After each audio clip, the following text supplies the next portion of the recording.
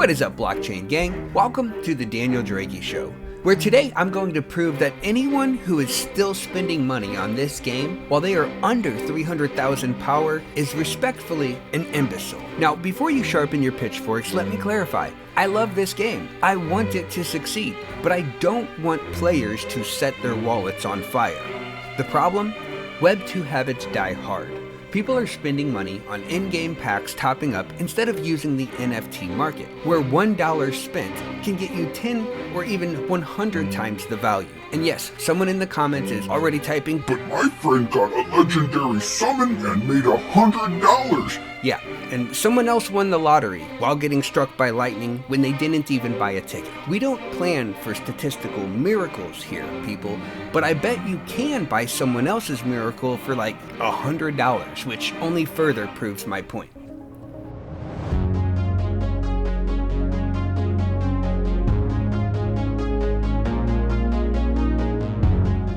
Alright, let's put this to the test with something most players would consider the best deal in MIR4, and that is the Battle Pass. It is $10 per month for a basic pass, and there's up to 4 of them, and you can also buy the higher versions, but let's just try to keep the numbers simple. $10 a month for 3 months would total out to be $30. Now let's say over that period in time, you gained an additional 10,000 power more from those purchases than you would have otherwise. And yes, I'm being entirely too optimistic.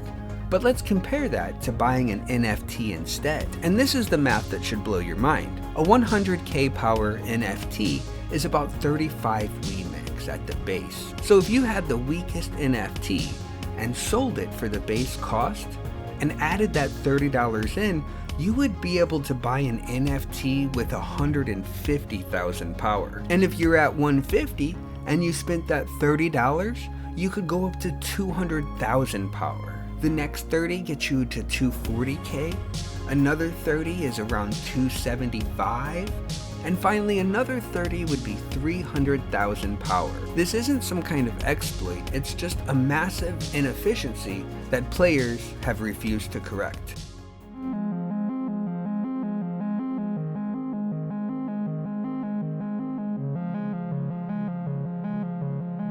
Look, I get it. You are emotionally attached to your character. You raised it from a baby, you suffered through bot-infested dungeons and that one guy who killed you every single day for a month, but hear me out. Nobody gives a damn. Your character doesn't hold value due to your sentimental attachment. It holds value because of its power and the market demand for it. What you need is a reality check. Your character is only worth what someone else is willing to pay for it, period. You can't sell nostalgia, but you can sell progress. And if you don't believe me, I will prove it with cold, hard numbers. While you were busy spending $300 over the last year for a small power boost, someone else spent $100 on an NFT and tripled your progress with a third of your investment. The peer-to-peer market is broken, and it's in your favor, so take advantage of it before it's too late.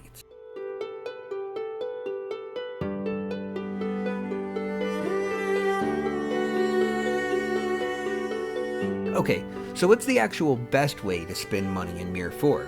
Well, step 1 we covered, which is stop spending in-game. I don't care if it's just a little bit, you're paying premium prices for wholesale value. Step 2 is to sell tradable materials instead of using them for progress. You're never going to get that value back when you go to sell your NFT, but we can guarantee that it's worth X amount of gold, which is Y amount of Draco, and Z amount of dollars. Step 3 is to stack your profits and buy undervalued NFTs. Not only will you progress so much faster, but you'll also have a sellable asset when you leave the game. This is how Web3 players should be thinking. This is how you stop being a pawn in the free-to-play cash grab. This is how MIR4 becomes a game where all players have leverage, power, and agency. My mindset was flawed greatly before. When I would look at the NFT prices, I would think, oh, if I could just get to this level of power, my character would be worth $5,000. But it doesn't really matter if I wasn't willing to sell it at that time. But when the time came around that I actually did reach that goal, the NFT had already depreciated so much more that it was actually worth less than when I had set that goal in the first place. So you can't think about it as money invested in your NFT will get you money back. If anything, it's like a cashback with 1 to 5% rewards.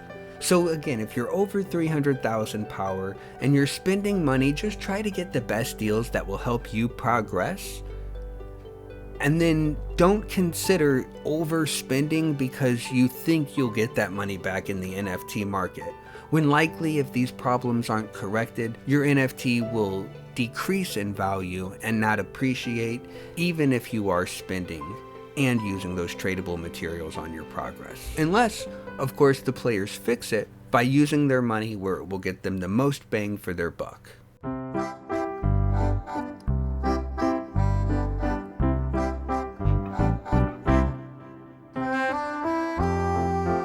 Now, before you get too excited, there's one important catch: server limitations. Since NFTs cannot be transferred or loaded freely to any server any longer, you will need gold to migrate it, and gold is both region and account locked. So the solution is to either buy in the right region, which really constrains your choices, or grind for a bit of travel.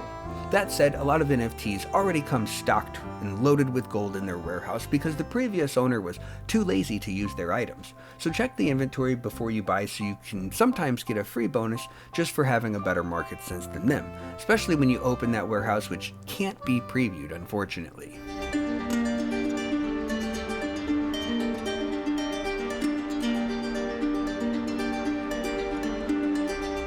At the end of the day, this is about playing MIR4 smarter, not harder.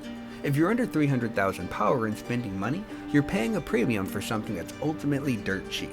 Until NFTs are priced correctly or in-game purchases give you 10 times the value, this will always be the case. So save yourself the regret and start playing the market like a Web3 player. And the reason I say it's 100 to 1 or even 1,000 to 1 is because it's possible to spend money and get absolutely nothing in regards to the systems of progress that run on RNG and lack a proper pity system. When you purchase an NFT, you already know exactly what you're getting, so you don't have to worry about bad NG spoiling your spending and ultimately your good time. Drop a comment if you've been guilty of Web2 spending habits, and I'll personally roast you in a reply. Be sure to subscribe for my next guide on MIR4's Tower of the Black Dragon, where I'll show you how to take advantage of top clans being too busy to defend it. Thank you for watching. Have a great day.